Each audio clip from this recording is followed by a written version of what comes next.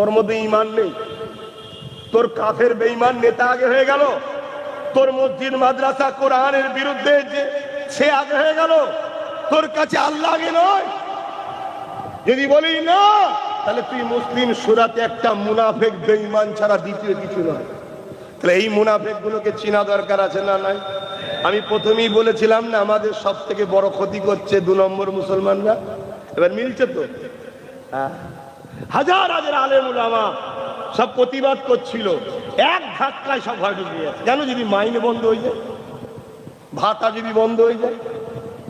এই মালদার মানুষ, আমি আবার বলে যাচ্ছি, আমি জুলফিকার সিদ্দিকীর পোতা, আলী আকবর সিদ্দিকীর বেটা। আল্লাহ শুকর করে বলছো, আম্মা বিনিআমাতি রাব্বিকা ফাহাদ্দিস। গত 7-8 বছর ধরে আমার বিরোধী চলছে, আর 5 বছর ভাবে সরকারি ভাবে বিরোধী চলছে। পশ্চিম বাংলা সরকার তার প্রশাসন দিয়ে, তার লাঠিয়াল বাহিনী দিয়ে, তার গুন্ডা দিয়ে আমার হাজার হাজার জলসাকে কেটেছে। আব্বাস সিদ্দিকীকে দমাতে পারেনি, কিয়ামত পর্যন্ত পারবে না। কেন? ওই মোস্তফার গোলাম। তোরা মরণের জন্য বাঁচতে চাস, আর আমরা মরার জন্য তামান্না করি। কেন? মরার পরেই কবরে মুহাম্মদ রাসূলের দিদার হবে। জোরে বলুন সুবহানাল্লাহ, আরো জোরে বলুন সুবহানাল্লাহ। হয়তো এখন ইমানদারের সংখ্যাটা একটু কমেছে, কেন এ সরকার বড় চালাক।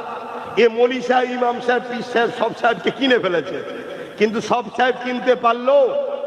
আল্লাহ নবী বলেছে আলিমের ঘরে জালেম তৈরি হবে, কিন্তু জালেমের ঘরে আলেম হবে, এটাও বলেছে।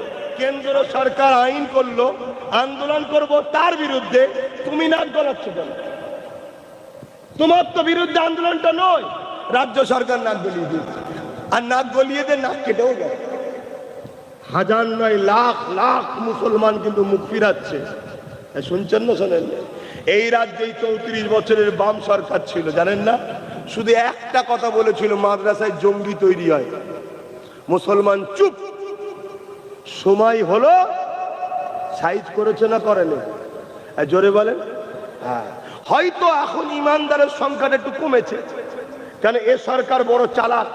এ মৌলী সাহেব, ইমাম সাহেব, পীর সাহেব সব সাহেবকে কিনে ফেলেছে। কিন্তু সব সাহেব কিনতে পারলো? আল্লাহ নবী বলেছে আলিমের ঘরে জালেম তৈরি হবে, কিন্তু জালেমের ঘরে আলেম হবে, এটাও বলেছে। সাধারণ মুসলমান কিন্তু বুক থেকে কিন্তু এই জ্বালা মিটাতে পারছে না, যে আমরা লড়াই করব কেন্দ্র সরকারের বিরুদ্ধে। সে আইন তৈরি করেছে। তোমার উচিত কৃষকদের পাশে যেমন পাঞ্জাব সরকার দাঁড়িয়েছিল, তোমার উচিত আমাদের পাশে দাঁড়ানো। তা না করে তুমি বলছো মসজিদ নিয়ে, কবরস্থান নিয়ে, ঈদগাহ নিয়ে, খানকা নিয়ে যারা বাংলায় আন্দোলন করবে তাদের সব থেকে বড় দুশ্মন হবো আমি। তুমি এমন কি লাটসাপ হয়ে গেছো, আমরা যদি তোমার দুশ্মন হই না তাহলে গদি থাকবে না। আর তুমি আমার দুশ্মন বা আমাদের দুশ্মন হয়ে কিছু যায়ও আসে না। একবার মুসলমান ঘুরে গিয়েছিল বামফ্রন্ট থেকে, বুদ্ধদেবের কি হাল হয়েছে জানো তো? শুনছেন না? শোনেন না? তুমি বেশি লাফালাফি করো না, ওই হাল হয়ে যাবে। যদি মনে হয় ওটা স্লিপ হয়ে গেছে, রাগের মাথায় হয়ে গেছে, এত রাগ কেন আমাদের উপরে? আমার মসজিদ, আমার মাদ্রাসা, আমার কবরস্থানে এত অ্যালার্জি কেন? আমি জানি তুমি মন্দিরের পক্ষে, আমি জানি তোমার হওয়াটা স্বাভাবিক। কেন? তুমি মন্দির ধর্মের লোক, ওটালি আমার হিংসাও নাই, যার ধর্ম তার কাছে প্রিয় হবে।